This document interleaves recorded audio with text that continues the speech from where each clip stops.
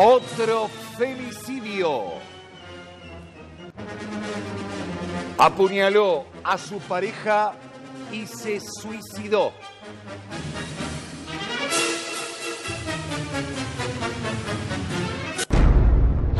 Lamentablemente, buen día Lourdes, buen día Esteban, tenemos que estar hablando de otro femicidio. 224 casos en lo que va del año. Y esta mujer que fue asesinada fue en Entre Ríos, en la ciudad de Concepción del Uruguay. Fue apuñalada por su pareja y después se suicidó. Sí. Cuando la policía, como vemos en las fotografías de donde fue el lugar del crimen, llegó al lugar, se encontró con dos cadáveres.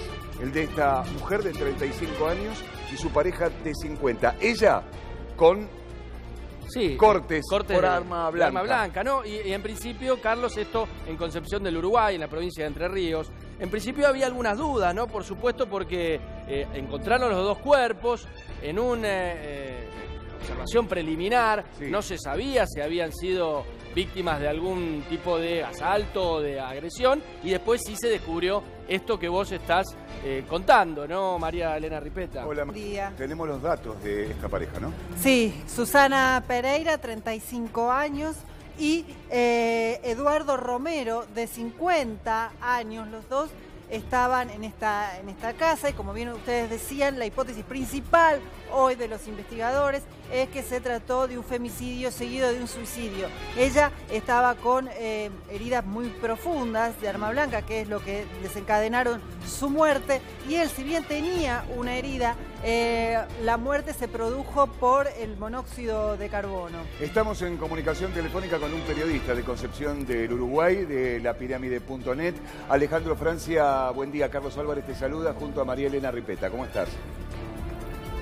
Carlos, y buenos días a toda la audiencia. Y bueno, nosotros también conmocionados por lo que ha sido este femicidio, seguido de suicidio, y que ha también variado en las últimas horas. Después conocida los resultados de la autopsia que le practicaron primero a la mujer de 35 años, que fue asesinada efectivamente por su pareja, y a este hombre de 50 años quien se quitó la vida. Lo que sí decimos ya modificado, Carlos, es que la mujer finalmente dice este último resultado de las pericias, que no presentaba herida de arma blanca como sí se manejó en el principio. Ajá. Sino que murió por asfixia. Esa es la situación que estamos manejando ahora. Estamos hablando de asfixia mecánica. Sí, asfixia mecánica, sí. Eso es lo que sabemos ahora. Lo que sí decíamos, esto es la última pericia. Ayer el doctor Adrián Siemens, que practica, decíamos, la autopsia a los dos cuerpos, nos decía al principio que sabía efectivamente qué había pasado con el cuerpo de este hombre, pero no sabía cuáles eran las causas de la muerte de la mujer. Claro. Después de la pericia se puede determinar que murió por asfixia mecánica, y sí que el hombre murió finalmente por el monóxido de carbono, como lo habíamos manejado en la primera instancia, ¿no? Sí. Ahora, Alejandro, ¿había denuncias previas? ¿Se sabía, o si no había denuncias, el entorno sabía de alguna situación de violencia? Vos sabés que hoy escuchábamos la palabra, hablaba con nosotros también el jefe de la Jefatura Departamental de Uruguay, el comisario Miguel Pérez, donde él dice que no era una pareja estable. Ellos sí tenían algunos encuentros, pero no podemos hablar de una pareja que convivieran o que estuviesen en un periodo determinado viviendo juntos. Ellos tenían encuentros casuales y claro, y es por eso entonces que no podemos hablar de violencia de género entre ellos. Y sabemos, según lo que también podía relatar el propio jefe de la policía, es que él dejó algunas notas, ¿sí?, algunas esquelas, que iba a cometer el homicidio y que finalmente iba a terminar con su vida.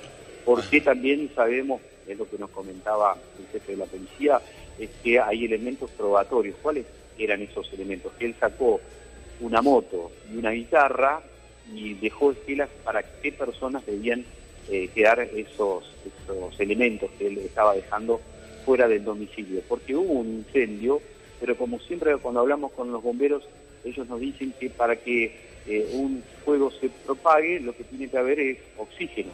Al no tener oxígeno por el tema de las garrafas, es que hubo un principio de incendio, queda ese hollín, pero no termina incendiando toda la habitación porque se quedó sin oxígeno la vivienda. Es decir, por eso que no se produce una explosión y tampoco llega ese incendio a llegar a los cuerpos, y es por eso que ahora se sabe efectivamente qué es lo que pasó.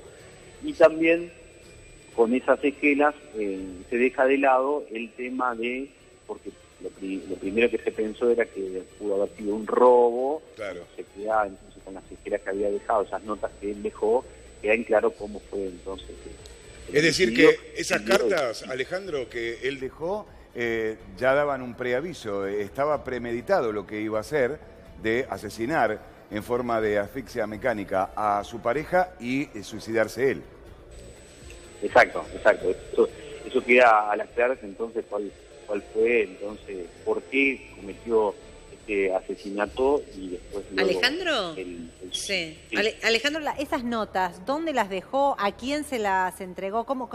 ¿De qué manera se llegan a esas cartas, esas notas?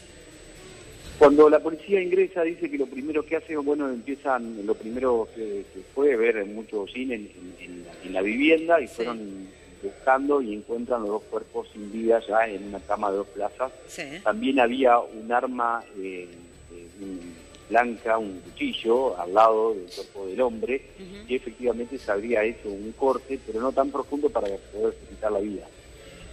Después, cuando entran los peritos e investigan todo lo que es la vivienda, la zona, van encontrando distintas esquelas que él había dejado en la propia vivienda. Dice alguna acerca de la cocina, ¿no? Seguro. Lo que querían saber. Bien, Alejandro, te agradecemos esta comunicación telefónica con Crónica. Vamos a seguir de cerca este caso. Lamentablemente tenemos que estar hablando entonces de otro femicidio seguido de suicidio. Gracias y un abrazo a la distancia.